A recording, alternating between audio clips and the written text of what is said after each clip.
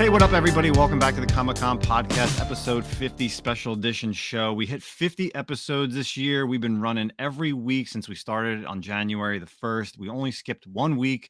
Of course, we are recording this on December 22nd. Merry Christmas, happy holidays to everybody who's listening to this. If you're listening to this on Friday, of course, it's Christmas Eve. I am your host, of course, Nemesis Prime. You can find this on all the podcast platforms, Spotify, iTunes, Google Podcasts, Anchor FM. Throwing it over to my buddy, Zach. What's going on, Manimal? Hitting 50. Yeah, hitting 50. Glad to be here. I'm surprised we made it this far, a year every week, like you said, except for that 1 week that we took off. But, we kept with it, man. And it's been a lot of fun. Like there really hasn't been. Sometimes you start these things and they sound real good in theory. And, of course, we've thrown a ton of ideas off each other that didn't go into, didn't end up being anything. But, you're always worried about it kind of dying up. But man, honestly, I could keep going. This is a lot of fun and I enjoy being here every week. Yeah, and definitely. I love having new guests every week too.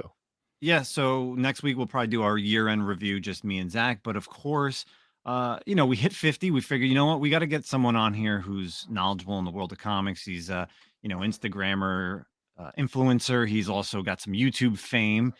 We're talking about our neighbor to the north, Mr. Newbie Comics. Say what's up to everybody into the podcast. What's going on? Happy holidays. Thank you so much for having me, gentlemen. Congrats on 50 shows.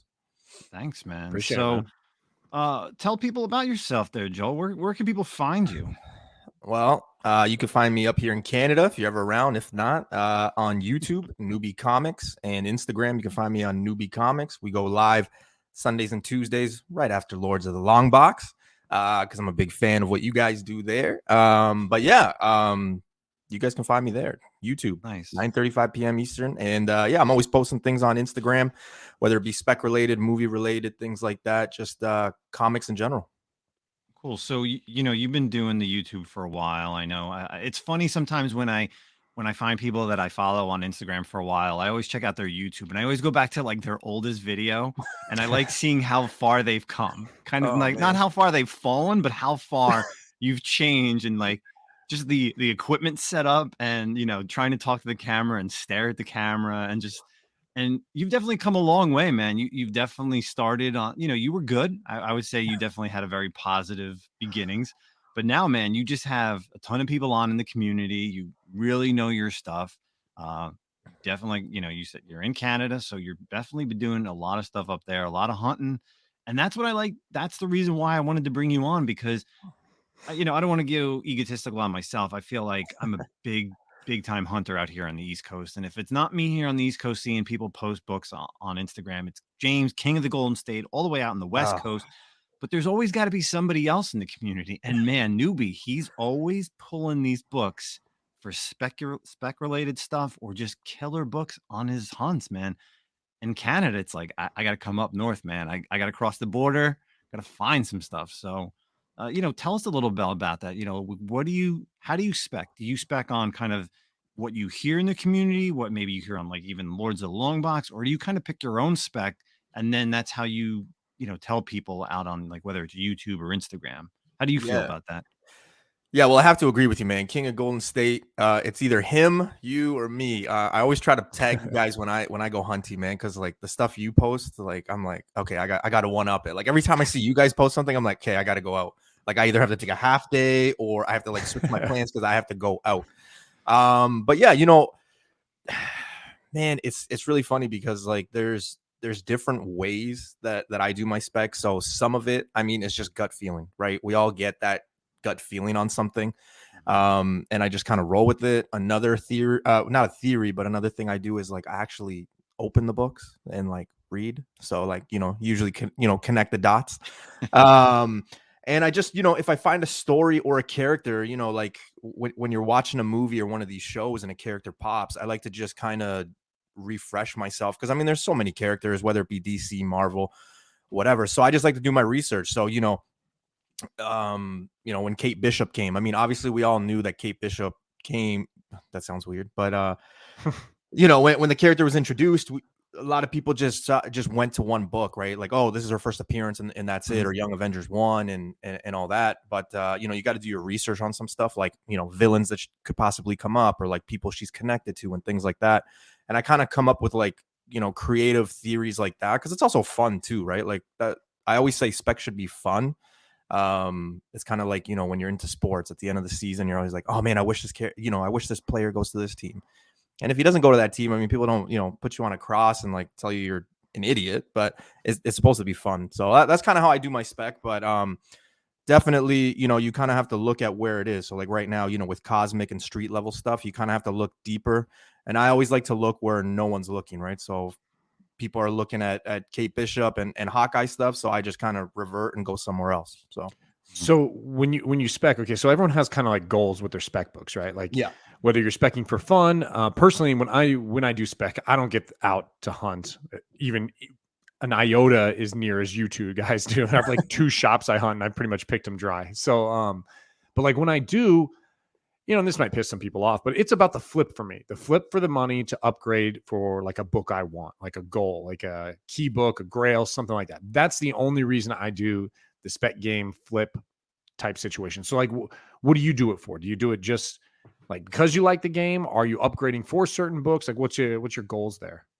You know what? It's a combination of both. I love the like, and like you said, I mean, people can hate you for it, but I mean, I always say, if you go to Walmart and they're selling iPhones for $100, I'm gonna call all my friends and family and be like, hey, right, come get 5 of them and flip them, right? Yeah. And that's kind of what I do with books. I mean, if I don't do it, someone else is gonna do it. That's kind of almost how I view it. But there are some books that you can flip out there, and I mean, if a shop owner is willing to take it for $1 and I can get 5 or 10 and do that over and over like I do, right. like I'm able to find like 10, 20 copies of books sometimes. So it's not like I'm going out there and selling them for $20, but I'm always trying to upgrade the books, right? I mean, the hobby's essentially paying for itself, of course. and you can't get mad at that. Why would you get mad at that, right? So yeah, like back in the day, I think I had at the max, I had like 35 long boxes. I'm looking now with maybe 4, and I love it. I couldn't be happier how much less shit I have in terms of comics anymore. Like I love them, I still read them, but as soon as they're done, like Justin, a lot of people know,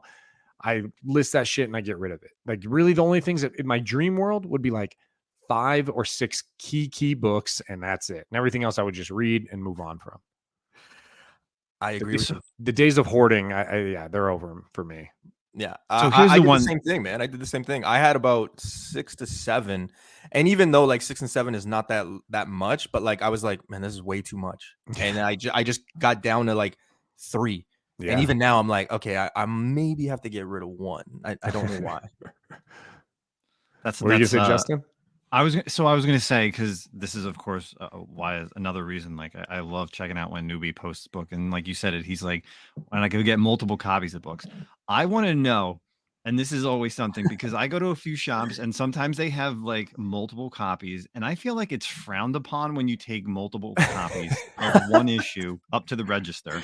Well, doesn't the guy? I'm always afraid the dude's gonna know you're onto something. They like, hey, here's 5 issues of random issue 14 of something. And the guy's like, okay, I'm getting had here. So here, that's what it is. Do you have that in the back of your mind? Like, I'm getting a great deal. Like, let's just recently, I'm just checking your Instagram. You picked up those Deathlock number 1s, and both Zach and I are specking on the Deathlock number 1s. I got a bunch of them. For the second, new appearance of Deathlock. Now, when you roll up to the register, are you like, there's a chance that I may not get it?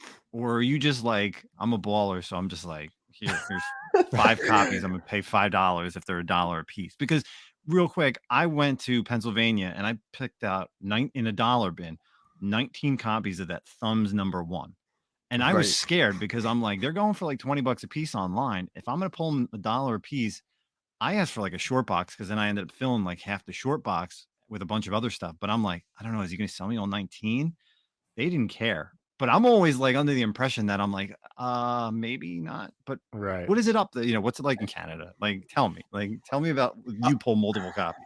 Up here, like there's not many shops. Like we've all seen those posts with like, oh, we check our books at the front. And I'll be honest, if my shops around here did that, they would never see me again. I would never step foot in those shops. I'm not going to do your work for you. And if I can get it on eBay, I could probably best offer it and get it cheaper. That's just how I feel. But my shops, like it's funny that you bring that book, because the one book that I thought you were going to bring up is the Jessica Jones number 1. And I bought like 20 copies of that for $1. They were $20, 20 copies, $20. And I remember the guy was like, "Man, you really like this book?" And I was like, "You really like this book? Who the fuck Yeah. likes 19 copies of a book, dude? Like, I really like to read all of them." I was like, "Yeah, I mean, I like the cover, and I mean, I don't have to tell people like my whole story, but I'm like, yeah, I'm just really a big, like Jessica Jones fan, like." And he's like, "Yeah, all right, man, yeah, like cool, and then he was a nice guy. He's like, yeah, everybody has their characters and blah blah. He's giving me the history, but some shops you have to be very careful because you kind of know, like I can walk into a shop and know, okay, this shop dealer's not going to give me a deal. This shop dealer's not going to, he's probably going to say like, hey, what is this, and kind of check it. I haven't had those issues yet.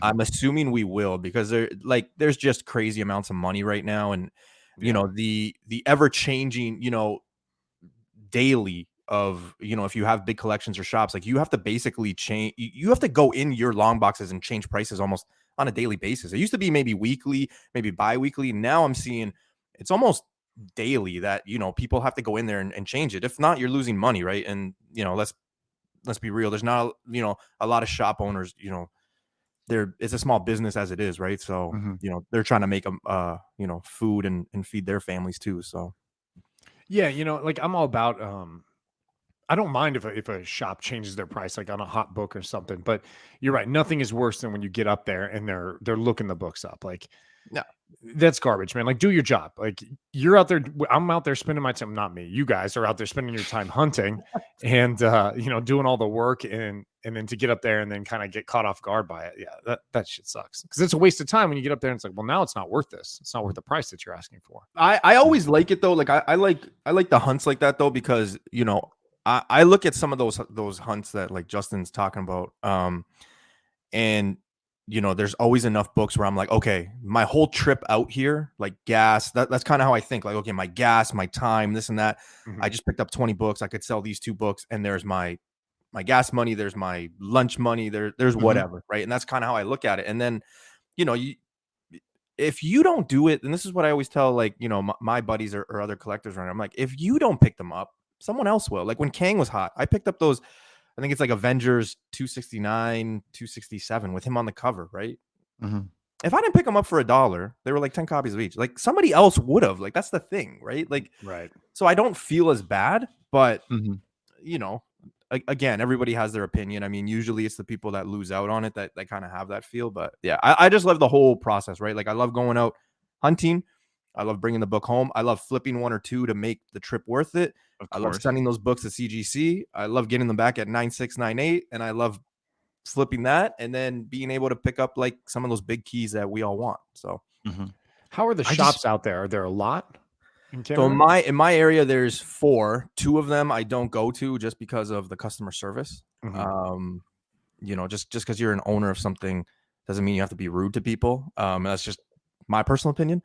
But I'm around, like I'm outside of like the GTA, which is the Toronto area, and there's a lot of shops from like all the small cities. So it's kind of like a New York with like, I guess, all the boroughs and all that stuff. There's a lot of cities and a lot of shops around here. So as long as you're willing to maybe drive an hour or 2, you got a lot of selection. Not to mention, antique malls and pawn shops and things like that. Surprisingly, maybe that's giving out too much information there, secret, but no, I checked there's a lot of places. there. There's a place down in South Jersey that was right by a comic shop, and I was just like, oh, let me just like walk in here, and they had like toys and antiques and like cars and stuff like that, and the normal stuff that an antique place. But of course, you got to check for comics. Yeah. They got records, they got DVDs, but the one thing, it's funny. The one time you and I were going back and forth in DMs on Instagram, and you were like, yeah, I just drove 2.5 hours away.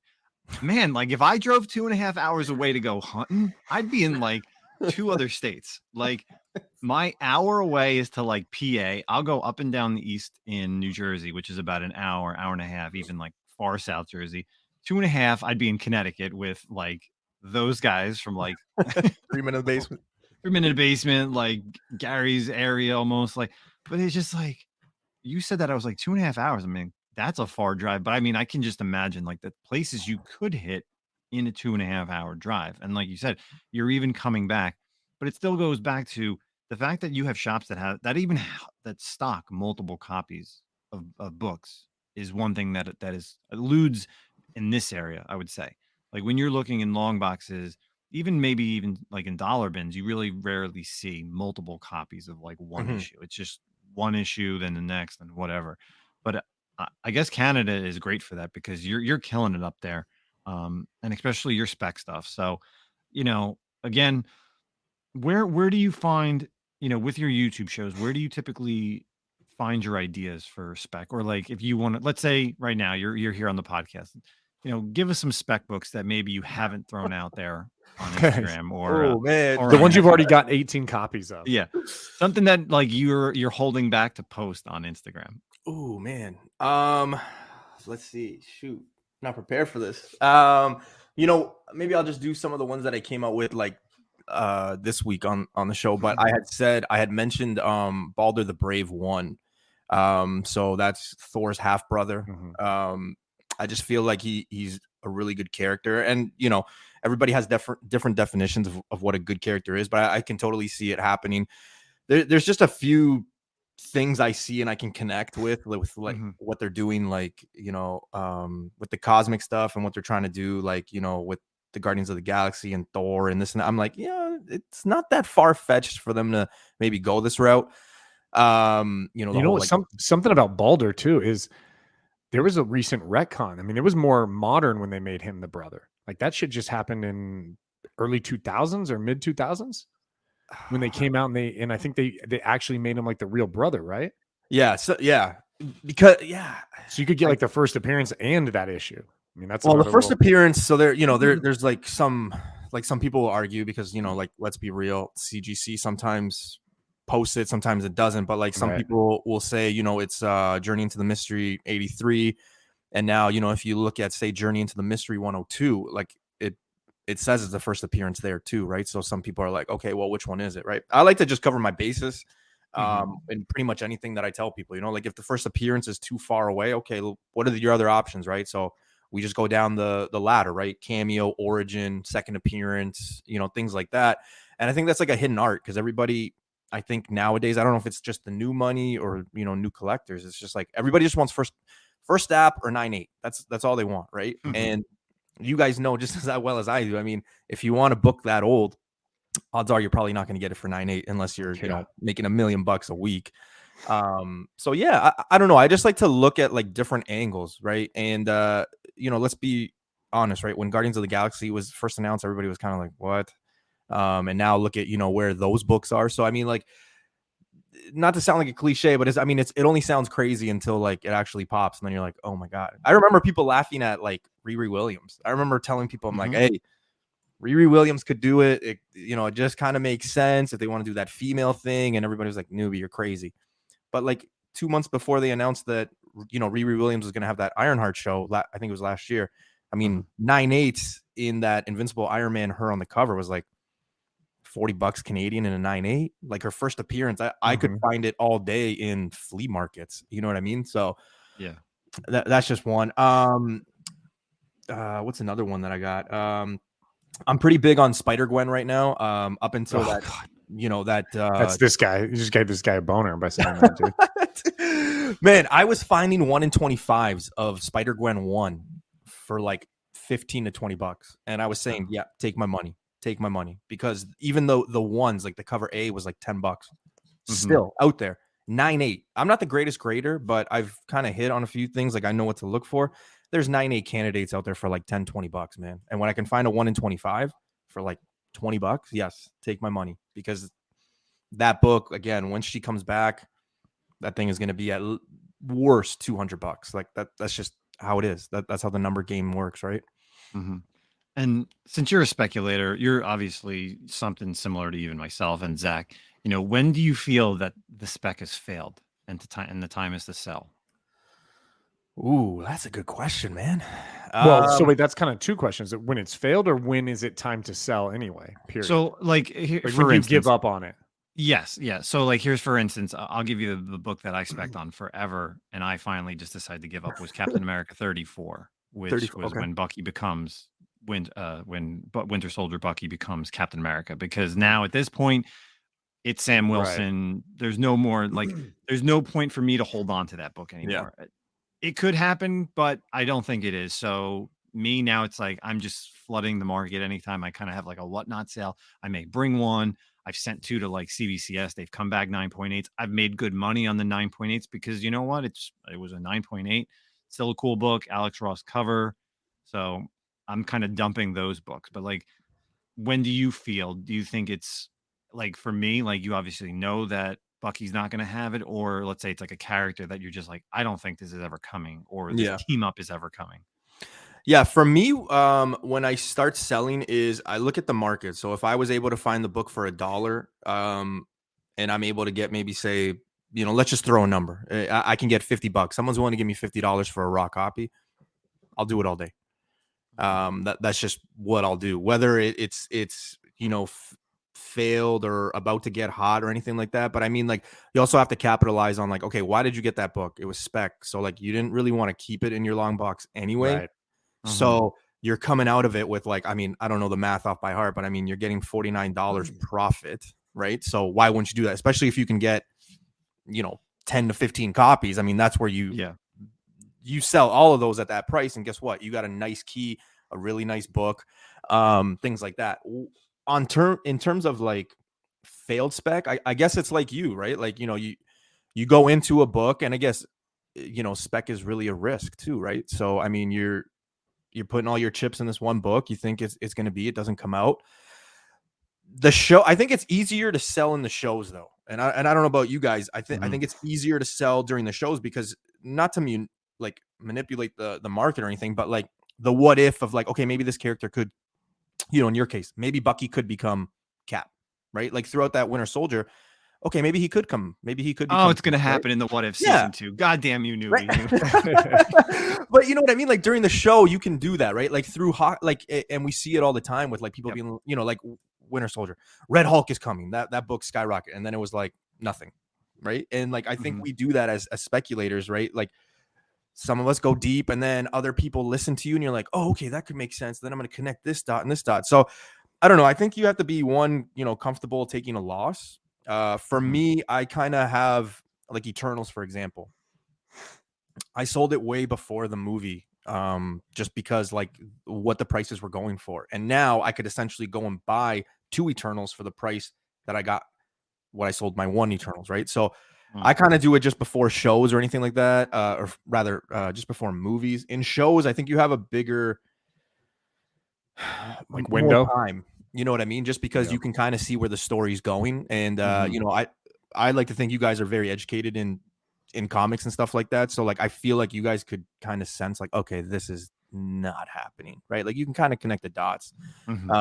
So that's where I'm at. But I mean, it's different for everybody because some people will say it's failed and then they'll still, keep the book for like 20 years. Like, no, man, it's going to happen. It's like, no. Okay, sure. Bucky's not even around anymore, but yeah, sure. If you think he's Cap, yeah, sure. All right. Yeah, it's always it is a gamble, with the Spec, but that's kind of the fun of it too, right? Yeah, obviously, 100%. Now there's a book Justin put me onto, Star Wars book that I think him and I have both been hoarding for a while now. Yes. And maybe it comes, maybe it doesn't. It wasn't like I bought into it very high, so that's like always good too as well. Those Deathlocks, I mean, those are some of them, they're paying a little bit because it's that thick book, paying like $5 or $10. It's a little older, but still, man, not into it too much, I'm good with it, man. I don't spec as much. I don't get to play the game like you guys do. I don't have the opportunities to purchase these things, but I think if I did, I'm more of kind of like your mindset. Obviously, you're going to have that time where you sell too early and you're going to be pissed off. Like, God damn, I could have got like $300 more or something. But if I can flip it quick for like a quick $40, bet. Because there's always something on my horizon that I want to pay for, So I'll just think like, damn, man, so I'm short 300. Okay, well then I kind of think hopefully in my head, like, well, I'll just make up that 300 on another book down the line. Like you always kind of break even, I feel like, in this game. Oh, yeah. You play 100%. it smart, So yeah. I always try to avoid selling too early, right? They're selling early and then they're selling way too early. And what I mean is like, the book is going to go for 1,000, but you're okay taking 4. Like, no, if I got to wait a month, like I'll wait a month for that extra 600. Like, yeah, no doubt. But I've seen people, just sell, $1,000 books, $1,500 books for like $400 because I can't wait, man. Like, it's like, okay, I'll take that free money. Like, no problem. Yeah, I know people who hate on me for a lot of the Star Wars stuff, like the Kanan #1s. I'll post that every now and then, and those were like $100 9.8s, and then they got to a point where they were like $300. I was like, I can make a $200 profit on all these right now, but I'm playing the long term. They announced Sabine. It's now like a $400 or $500 book, and I'm still gonna hold it because it's at some point it's gonna be $1,000. If it's Yeah. $1,000 book, I mean, now I'm like, all right, now I'm selling it. But yeah, I Right. hear you on the selling way too early and then selling it at the right time. So there's that. Yeah. There's the plus and minus game. It always depends on when you really want to sell. I think you also have to be patient when it comes to Mhm. spec. Like, there's a lot of people that, early on, they like your book, and I've talked about it with a lot of spec people, but it's like, you talk about a book and they expect, today, Wednesday, they expect by Friday evening to be a millionaire or a thousandaire. And it's like, no, man, I'm giving you $1 book or a $2 book. It'll maybe pop to 50 by in 6 months, but if you hold on to it long enough, maybe it'll be a $300-400 book, right? But that's just the thing, and I'm able to be patient. That's the thing too, right? So It's also about quantity too with the spec game. yeah. Like, it's so great to have like Justin said, you could, and I know what, Justin, you bought some of those Canons for like $5, right? Less, Oh yeah, if they not less. pretty much cover price. Yeah, That's and so then at if it some goes to shops even last 1,000, year. if it goes to 1,000, hell yeah, that's a massive victory, you know. But if you do 20 books that you paid, and Justin does this shit all the time too. 20 books at $1 and you make $15 on each one, that's just as good, like. It's the quantity game too. It's just math, bro. Yeah, Yeah, 100%. that's what Newbie said earlier. It's simple stuff. And again, sometimes people just go after, okay, I can only get a 9.8 and it's only this character. And it's like, okay, but it doesn't have to be that, because you can, right beside it is like 10 Deathlock 1s for $1 and you can make coin on that. Like, why wouldn't you grab that? And like, it just doesn't make sense to me. So sometimes, that's just what I see. And I'm like, okay, I'm going to start playing this game. And it's lucked out. Again, it pays, the hobby pays for itself, and that's that's good. Yeah, Money. that's what a lot of people like to hear. So we could sit here and talk probably an hour, 2 hours on spec and learn all about you, Newbie. But let's get into some of the articles. Of course, typically everybody always on a weekly basis here is just myself and Zach talk about some of this stuff. So it's good to always have a third person to bounce off us, what their thoughts are on some of this stuff. So let's kind of go into a few of the articles that we have this evening. Zach, you want to start us off with the movie news that we got? Yeah. So a couple movie news, and a lot of this, I feel like it does seem like everything's kind of falling, maybe because of the way Spider-Man No Way Home went. We saw, spoiler alert, a lot of characters from older Spider-Man movies shake loose, and there was a ton of nostalgia in that. And we're seeing this whole multiverse thing kind of play out. And in one of the movies that were upcoming is Batgirl. And over at Bleeding Cool, they report that Michael Keaton has reportedly joined the cast of Batgirl. So as you know, Batgirl kind of struggled for a little bit. Initially, it was going to be brought to the big screen by Joss Whedon before it was widely reported that he was a terrible person and promptly left the project. Movie was picked up by some new directors this year, and it's going to show on HBO Max. So the first DC project actually to show on HBO Max. It was announced that Leslie Grace will be playing Barbara Gordon, Batgirl. We also know that J.K. Simmons is also set to return as Commissioner Gordon. We also learned that Brendan Fraser is supposed to play the villain. There's been some rumors on whether or not that will be Firefly or possibly someone else. But just recently, it's now says that Michael Keaton has joined the cast of Batgirl, according to the 2022 preview document. So now the document does go out of its way to say that the credits are not finalized and could change, so this isn't confirmed yet. However, this would be an interesting direction to take, considering that Keaton is set to come back for The Flash. It makes sense that they would find another way to take advantage of that. We don't have a specific release date for Batgirl yet, and with the movie currently in production, we would say late summer or fall 2022 is likely. So what are you guys' thoughts? We got him coming up in The Flash, playing the original Batman, possibly back as some kind of, I don't know, alternate universe Batman. I mean, kind of seems kind of strange, right? That with J.K. Simmons there, that would be the Affleck Batman, right? Mm-hmm. So, yeah, Newbie, what do you think? I think it's pretty interesting. Yeah. Like you said, right. The JK is, in the Affleck one. I'm thinking it's going to be probably more of like a mentor role right? Like when we hear some of these names, and not just in DC, in different projects, we hear a big name, and then it's like, oh, yeah, like perfect example, Bill Murray and Ant-Man, right? People are like, oh my God, he's probably gonna be. It's like he's probably just gonna be some guy at a booster juice, right? Like this is what it is. But I do think that Keaton, he's the nostalgia, right? I mean, look what happened with Spider-Man when those guys showed up. When some people showed up, those guys showed up. Hey, it's safe to say the villain. I mean, it's safe to say everyone knows Alfred Molina and Willem Dafoe were coming back. So yeah, Yep. That nostalgia feel, right? So he was an early Batman. So yeah, I'm excited for it. Honestly, I mean, there's a few people that think I hate DC because I don't show it enough love. I do, but I think it's going to be more of a mentor role for sure. I'm interested to see what role he plays in the Batman that we're seeing in the Flash, because I don't know if they're going to do that like multiverse thing, but I mean, the more I read about it, it's possible because they got both of them. So right. Well, you are definitely a great person to have on the show because you literally just segued into our next article for some movie news. So what else do we got there, Zach? So more multiverse talk, and we are going to be talking about the Flash. So the Flash is bringing back 2 major Man of Steel characters. So like Newbie just said, we know that Michael Keaton will also be playing one of the Batmen in the Flash movie along with Ben Affleck. And there's also rumors that Michael Shannon, who played General Zod, and I'm going to butcher her name, Aunt G. Tra, that's probably so wrong, who played Fiora Ul in Man of Steel. So 2 of the Kryptonian villains in Man of Steel might be coming back to also play role in the Flash, alongside, obviously, as we know, Sasha Kaye is on board as Kara Zor-El. So lots of Kryptonians, man. Lots of people, ton of Kryptonians in a Flash movie. That's kind of strange, Mm-hmm.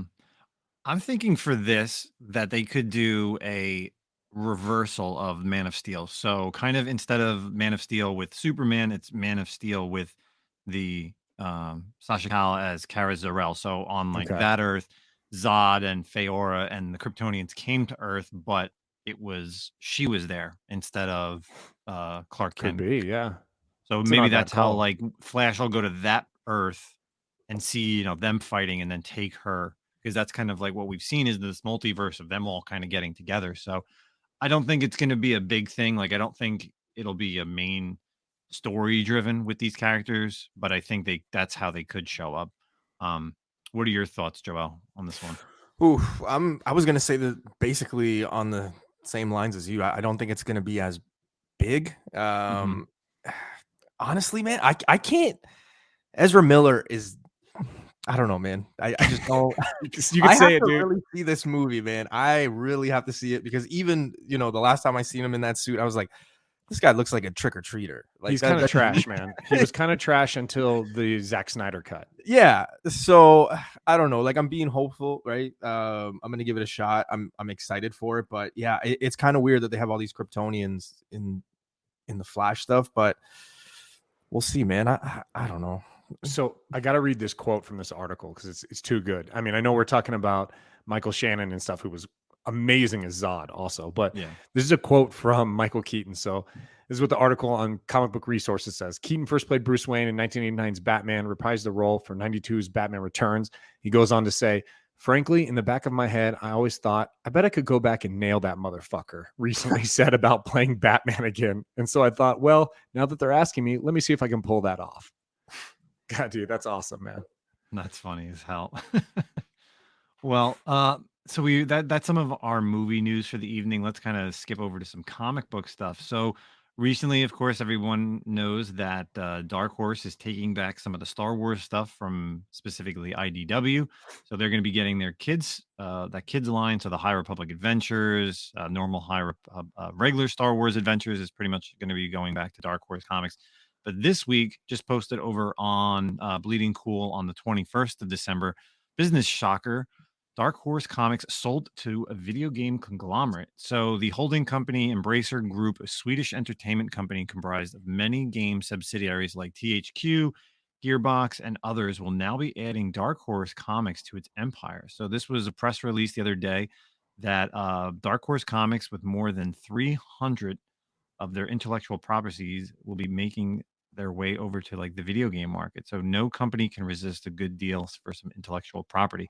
So from the press release through the acquisition, Embracer strengthens its transmedia capabilities by adding expertise in content development, comics publishing, and film and TV and production. Dark Horse owns over more than 300 intellectual properties, many of which are attractive for future transmedia exploitation, including exploitation, including the creation of new video games. So this is definitely a huge move, especially for Dark Horse, because I feel like Dark Horse has kind of gotten the sidebar to a lot of Yeah. these other companies over the past couple of years, especially with Boom Studios on the rise. IDW's kind of trickled around. Then you have like Aftershock and some of these other, upcoming guys. But Dark Horse has been around for, 30 plus years. Yeah. And now with this, we're maybe going to be seeing a lot more money going into some of their properties, and especially with Star Wars going back over there. Again, they've been around for quite a long time. They were founded back in what was it, like the late 80s, and they had all those good titles throughout the years. So what do you think about this, Zach? Yeah, I think it's cool. I mean, I think you nailed it. It seems like out of all the companies, Dark Horse has kind of been the one that has fallen behind. I couldn't tell you. I mean, what's the hottest ongoing Dark Horse title? What would you say? Oof, that's a good question. I mean, it's just they kind of just do like revamp stuff, right? Like I don't read any Dark Horse at all. Yeah, I guess their biggest title to date, and it's more of like it's always like different ongoing miniseries, is like Hellboy. That's kind of like their one thing. They had the license for Predators forever. They had the license for Aliens forever. They had the Star Wars license. All that's gone. What do you have? You created Hellboy. That's what your main thing, I guess, would be is, and like you said, it's really just a lot of quick mini series. There's never been like a long ongoing series for them. I'm looking through like DCBS's pre-orders right now on them, and like you said, you got like things like the Hellboy offshoots like BPRD, Black Hammer, but these are like collected editions. I'm really not seeing like any ongoing issues. You know what I mean? It looks like they're putting pretty much all out just collected editions, trade paperbacks, hardcovers, omnibuses.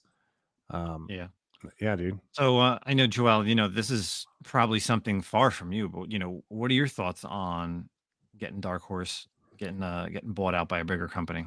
You know what? They probably have seen some. I mean, they didn't just buy it just for nothing, right? They probably saw something. I mean, you don't buy something just to have it there, especially if it's losing money or anything. I'm excited, to be honest with you. It's a video game company.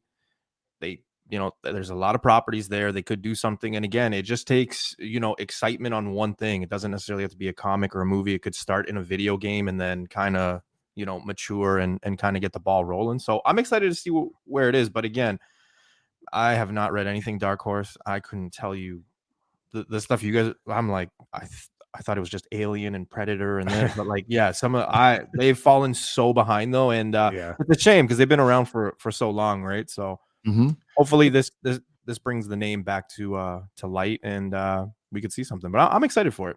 Yeah, it's always new blood. Get some new blood in there. And like you said, maybe these people who are purchasing see something there or excited about something. And maybe it'll work, maybe it won't. But sometimes all you need is the excitement to get the ball rolling again. It could be that Dark Horse is just kind of given up, So some new blood could be good. Definitely. So let's move on to what we really want to talk about tonight, of course. So again, we're recording this on the 22nd. Final episode of Hawkeye just got put out.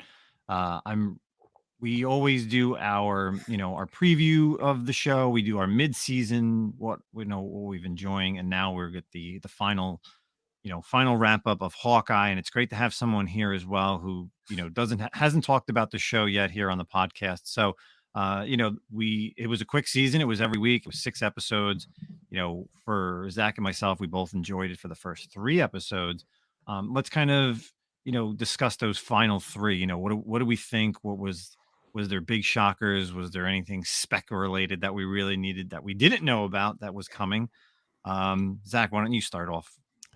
So I'll talk about the one thing we didn't talk about in the first 3 episodes that showed up end of episode 4. We all knew it was coming, but we had the appearance of Yelena Belova show up, right? So everyone knew she was supposed to be in the show at the end of the Black Widow movie. We knew that she was kind of being put on the path of some kind of confrontation with Hawkeye. So she showed up at the end of season or episode 4 at the very like last, no lines, no credits. She wasn't even in the credits. And I think that was probably why they didn't give her a line, so it wouldn't get spooked that way.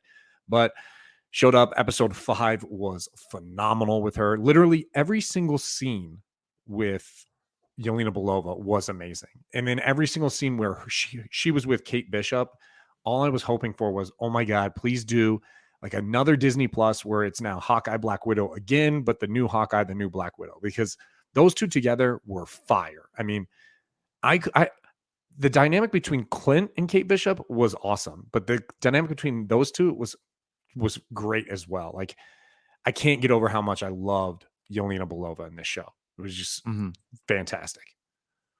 Yeah, and then so after that, then of course we had the cameo appearance of the episode that was going to break the internet, which was Kingpin. Right? We had that in episode 5, and we just saw him today. Finally brought to life, Vincent D'Onofrio. It didn't take long either. Did not take long. He's like the first 2 seconds of that. It's right there. Yeah, and it's not like it's just a base. It's not just like he's in one scene. He's in it in the beginning with Eleanor, and then he's in it towards the end as well. There's a lot of. I think we got a lot more of him than I thought we were going to get. I thought it was going to just be a quick scene, right? But I mean, he ended up being pretty much like the big bad. Yeah, very much so. And that's something that we've kind of talked about previously because of where Maya fits in the world of Daredevil. Like, she's always had a background with him. So, from myself, I think these episodes were great. I know there are a lot of people, and even on Instagram today, they're, getting a lot of hate saying this last episode was terrible and didn't move anything forward. Oh my God. Yeah, I know. That's where I'm going. And again, I don't know why. I felt the entire season was great. Like, it didn't need to move the MCU as much as every other series does. Like, it was a contained story. It introduced a brand new character. It brought back a character from for me, I'm not a big fan of Black Widow, from like a half-ass movie. You got 2 characters that are part of the future of the MCU. You brought in someone from the Netflix series. Right. And we recently just saw another character from the Netflix series in a movie. We spoiled that on our bonus content if you didn't see that. And then it's just like, where else do you want to go? Like, it's literally the entire Matt Fraction run. You had it perfectly. So sorry, go ahead. Continue. Go ahead. Sorry. No, jump in there. No, I was going to say, like, those complaints are exactly kind of what I've been fearing since Endgame. This whole idea that every single Marvel property, movie, show has to have 90 characters in it. Okay. Like, I feel like Infinity War and Endgame spoiled everyone, right? Now everyone wants every single movie to move the MCU forward. Like, it doesn't need to do that. Like, there's so many different aspects of the MCU, and we need to let the street level characters have their own stories. Let the cosmic characters have their own stories. When the mutants come, let them operate alone, and the Avengers operate alone. Like, we can't, not every story can be everyone, you know what I mean? And move it forward. I thought that's crazy talk. I thought it moved so much forward. Like you said, it introduced Kate Bishop, who has so much potential. It introduced Maya Lopez Echo, who's getting her own show. Like, this is a way to just start her show, and you don't have to do backstory on her. We get the Kingpin coming back. We get more Hawkeye, who we've never really had much Hawkeye. And then Swordsman. I mean, obviously he was kind of a joke, but man, like, it was funny. It was cool. Like, I liked even him with the sword at the end of the episode. It's my time to shine. Yeah, exactly, dude. Like, that's crazy talk, dude. That was probably like a big letdown, because I was expecting, like, in the final episode, right, when he says, I forget the line, but he takes out his sword inside and he's like, all right, I think it was like my time to shine. Like, I was expecting, okay, next time we see this guy, he's going to be in like the swordsman costume or something. Like, I was like, okay, but then you just see this random dude in a suit, just, knifing people. It's like, all right, but when cool. Dude showed up to like the gala with like in a black suit and like a swashbuckling sword on his belt, I was like, who is this dude, man? This shit's hilarious. Like, that was funny, man. I will agree. What did he say? He goes, that's a strong flex, is what Clinton said about him. The sword. Yeah. I will agree with you though. The chemistry between, Clint and Kate was unreal. Like I remember going back to like the first couple episodes and people were like, oh, she's terrible. There's no chemistry. She's a terrible actress. I was like, are we watching the same thing? Yeah. Like I literally thought she did really well. Easy on the eyes. She's an attractive, woman, but like I really like the role she played. Even at the end, kind of helping Hawkeye, right? Like we see that transformation. We all want, I guess she wanted, to hear that he was the partner, and that line where he was like, Kate, you're my partner. I feel like Kate kind of like elevated, I saw a different Kate afterwards in that show. But yeah, I really think that they did really well. And like you said, her and Yelena were amazing. Especially in this episode too, this last one, like they kind of played it again, like that, that back and forth of like a frenemies. Yeah, it was really good. And yeah, if they do one like that with them two as like a separate show or something, I'd watch. I thought they were great. It was very a la like the Bucky and Falcon relationship too. You know what I mean? Which was probably the highlight of that show too, was Bucky and Falcon interacting. And it very much was similar to that. I liked it. Yeah, it's something that I guess we haven't seen really because there's not many female characters, and especially the fact that there's not a lot of team female characters to bounce off of. So it's not, you kind of got that in Infinity War and Endgame. You get like the Natasha Romanoff and Okoye, or you get a little Captain Marvel and that whole team, like the A-Force team at the end of Endgame. But you never really have that back and forth interaction because the Avengers really don't have a female cast. Like there's no characters in there. Like, yeah, you get the Wasp, but she's with Ant-Man. You get, like I said, the Captain Marvel stuff. You got Monica Rambeau as a kid and her mother. But yeah, the Yelena Belova, I love Florence and I love Haley as Kate Bishop. And really, again, another standout star who we're not talking about, Maya Lopez. She's getting her own show. She kind of had a redemption arc. She's going to be, I guess, a good character. I guess really, where do we see her going in her show? Like, I think the next time we see her, she's in a hospital. So you think thoughts first off, do you think she went through with what we saw? I mean, an off-screen shooting death. Newbie just changed the game right there. I'm just saying, I think somebody else might have shot her because I have a hard time believing that they just brought in Kingpin for 12 minutes, right? And try to break the internet.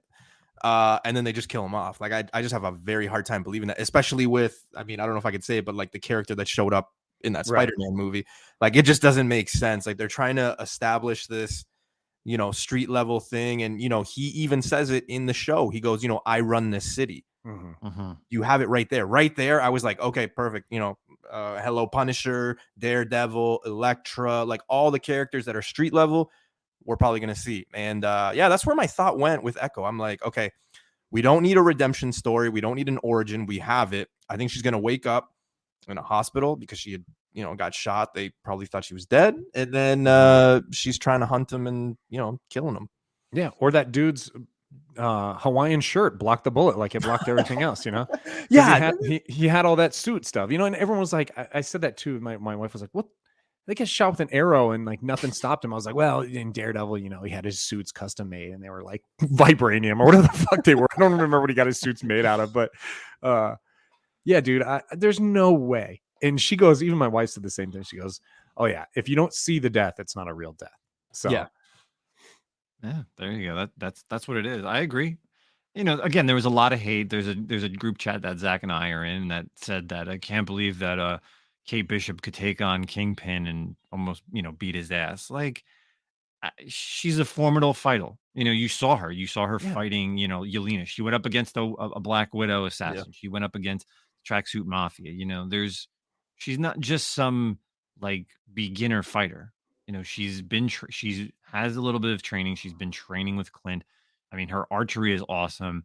The bow, all the different arrows in this episode were badass. And that's something that we really didn't get to see in any of the other Avenger movies. Like you saw like a few, but like the fact that they really went all out. And again, that's something that they pulled from the Matt Fraction run where they literally go through all the different arrows and their makeshift stuff. You know, when they were doing that stuff, something that I thought was very interesting, and you know, for listeners that don't know, I'm a big Iron Man fan, and what really stuck out to me was they didn't have to, but he, you know, when they were making those arrows, like he used something from Stark, right? And like they didn't have to do that, but I'm like, okay, there's got to be a reason why. Same with Pym, right? Like we saw it in I think like episode 2 or 3, and then we see it again here. You know, the Pym tech, and you know, he makes reference to him like, oh, I got, you know, when Kate shoots that arrow and then the truck, you know, goes small. He's like, oh, I'm gonna have to ask I think Scott Hank about or that. Scott about that, Yeah. right? So like they're Yeah, kind of, you know, making that transition to like, hey, you know, these guys are going to be maybe possibly crossing over, maybe, you know, something, but you guys know, like they wouldn't It's have always a put that larger world. stuff. That's what it Yeah, is. It's, yeah. Right. They It'd wouldn't be have put that weird to stuff there. not mention that. Like that's your boy. You broke out of jail with that dude. Like you went in game and you went back in time with this dude. Like it'd be weird to be like, hey, I'm not going to mention this guy's name. You know, like you know, in terms of the Kingpin thing in the fight with Kate Bishop, honestly, with that group chat, like I didn't get it. Like everyone's like, oh, there's no way she'd be able to go up against him. First off, why are we giving Kingpin so much clout? He's just a big fat dude. Like, what fighting skills does he have? Like, when have you ever seen him train? What like magical school of MMA did he go to? Like, in fact, sometimes I'm kind of like, okay, like, yeah, we get it. You outweigh her by like 200 pounds, but bro, you about threw her through a wall there with one punch. Like, come on, dog. Like, his shit was almost like unbelievable. Like, it almost make him like super strong. So, to be honest, I think Kate Bishop, honestly, anytime I see a Kingpin fight in the comics and stuff, it never makes any sense to me. Like, okay, this is just some big fat dude, bro. The X-Men beat the shit out of the Blob every single time, and that guy's got a superpower. So Yeah, but he's got a Hawaiian shirt. he had that Hawaiian shirt, and it's In December. That was so odd. yeah, Right? that was awesome. That was just Look, so I love odd. me some D'Onofrio though, man. That he nails the Kingpin. Just the gravelly voice he has too. It was awesome. So kind of we'll wrap up our review. You know, Joel, what did you final thoughts? You know, if you had to give it a CGC rating, what would you give the Hawkeye series? I'd probably give it a 9.2. I just don't believe in perfection. That's just me. I'd give it a 9.2. I really enjoyed it. I really liked the chemistry between the characters, you know, with Clint, with Yelena. I like the fact that, you know, we got to see a side of Hawkeye that we've never seen because they've never really shown that side, right? And we saw, you know, the character development and all that. So I enjoyed it. I enjoyed the introduction to, you know, Kazi, Echo, you know, Kingpin, all this. I really enjoyed it. And like I said, I think there's more to it. But now we have an established street level threat and characters we're going to see. And I'm excited, man. I'm really excited for that Echo series. I can't wait. Zach? Yeah, so I mean, I really don't like doing the CGC rating, but I think like we kind of started. This is by far, in my opinion, the best Disney Plus show we've had to date. And like Newbie said, man, every point you hit is exactly what I agree with. Like the character development, the introduction of the characters, the way the story moved, it flowed. There was humor. There was, you know, a lot of like important stuff going on. I loved the Christmas aspect of it. I thought that was great. We didn't talk so much about the little teaser with the watch thing. I guess, you know, like a lot of people wondering if that came out to be Mockingbird or not. I don't know. What do you So guys it talk is. about? It is. Okay. I had a conversation with someone today about that. So it is, because Agent 19 is Mockingbird's code agent name, code name, whatever. Code number, I'm sorry. So yeah, the whole thing is like Laura Burton is the retired Mockingbird. Really throws the whole Mockingbird Bobby Morse from Agents of S.H.I.E.L.D. in. That's exactly what I said. Right. But yeah, I guess you have a retired person and then someone else picks up the number, kind of like 007. Yeah. I guess. But again, what your final numbers? You didn't give a number. Oh, no numbers, but by far the best Disney Plus show, in my opinion. All right. So for myself, I don't want to, same thing. I can't give perfection, but for me, again, just to reiterate what Zach said, I would give it a CGC 9.6. Reason being, it's for me, it's the first Disney Plus show that I really want to rewatch, and I will probably end up rewatching it next week before the end of the year because of the fact that it is a Christmas show and it's the perfect time to watch it. And I never felt like I was bored. I never felt like an episode dragged. Like every time someone's on screen, something meant something. Whether it was Clinton, Haley, or Kate, whether it's her mom, everything was falling into places and always kind of made you think. But the best part about this entire series was the fact that nobody needed to spec on anything. It was the first show from these 3 or 4 previous Disney Plus shows where everybody was just every episode was spec on the next episode. In this series, you knew who was going to be in this series. You knew who was coming out. There was never anything hidden. Yeah, the Kingpin, but it was never like it was never kept guessing for the next episode. And that's what I loved about this series. And the fact that we in this community was never, oh, this is going to be happening this year. Who are we thinking that's going to be this? Who's going to be that? Who's character? Never. And that's what made this series so great for me. So I thoroughly enjoyed it. I'm glad that it's done. Book of Boba Fett's next week. Oh, man. 29th. Hell yes for Star Wars. And of course, so to round out the evening, it's been a nice long one. We're at 55 minutes, but of course, we always want to round out our shows with what are we currently reading this week. I'll go first. Speaking of Hawkeye, so this week there is 2 Hawkeye related books I kind of want to talk about. There's the Kate Bishop series, issue 2 just came out. I'm not sure where it's going. It definitely picked up better than the last issue. Of course, with her sidekick, Lucky, the pizza dog is in there. Some things are happening in this issue, which I'm not really, again, too far out what's going to happen, but I kind of want to just throw that as an honorable mention.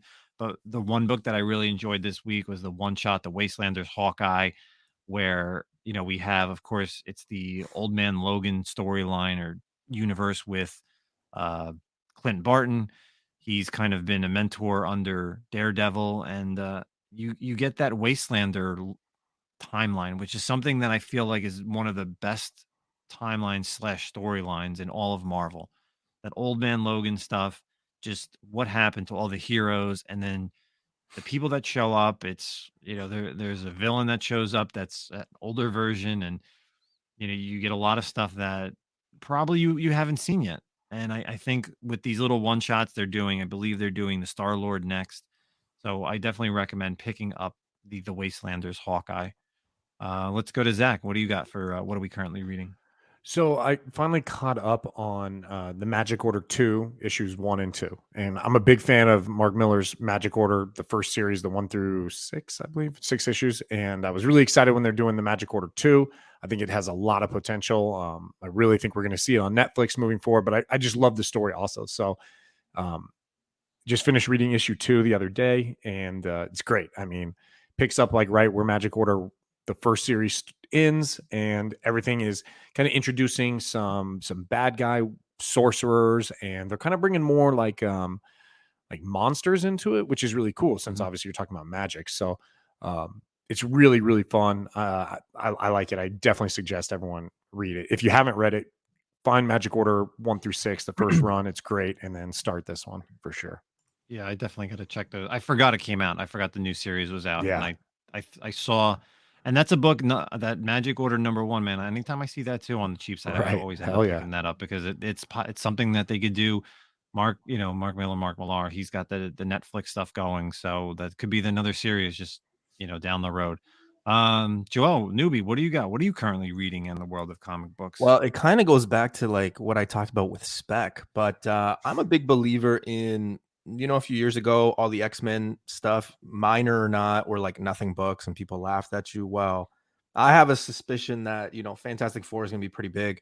I'm a big Fantastic Four fan. So I've started kind of reading, one, because they're cheap, and 2, you can find them, but just the later stuff in Fantastic Four. So I've started kind of picking up like issues 300 to like 400. There's a lot of good stuff in there. I mean, you got like the origin of Beyonder. So I've started just, piling up these issues and starting to read to kind of just connect the dots here and there. Not the best Fantastic Four that, a lot of people want, but I mean, let's be real. Some of those early Fantastic Four stories, I mean, it's hard to come. They're boring. Those early issues, I mean, are, expensive as hell as it is. So, I mean, even finding a reader copy is hard sometimes. So, I've just started, kind of at the end, Benjamin Button style. So, yeah. Nice. That's some good stuff. Yeah. I remember the 3, that's kind of like the late 80s, early 90s. Mm-hmm. Yeah. It's like when Wolverine claws his face, the Thing's face, right? That's one of my favorite issues. Yeah, Man. like Franklin's like an adult, and Yeah. you just got all that stuff. So yeah, I'm just, you know, you never know what you're gonna find, so why All right. not? Cool. So before we wrap up, Newbie, why don't you give your plugs where everybody can find you? Yeah, man. So Newbie Comics on YouTube, 9:30 p.m. Eastern time, Sundays and Tuesdays. It being the holidays this Sunday, so it's Boxing Day. I'm kind of taking a rest day and just hanging out with some family. But yeah, we usually do, you know, pretty much everything. New comic book day, hottest books, spec. We look at investments, books to flip, books to stay away from. You know, and yeah, usually butcher one or two characters like you know, Death Vader. I've gone on the record of, you know, calling Death Vader.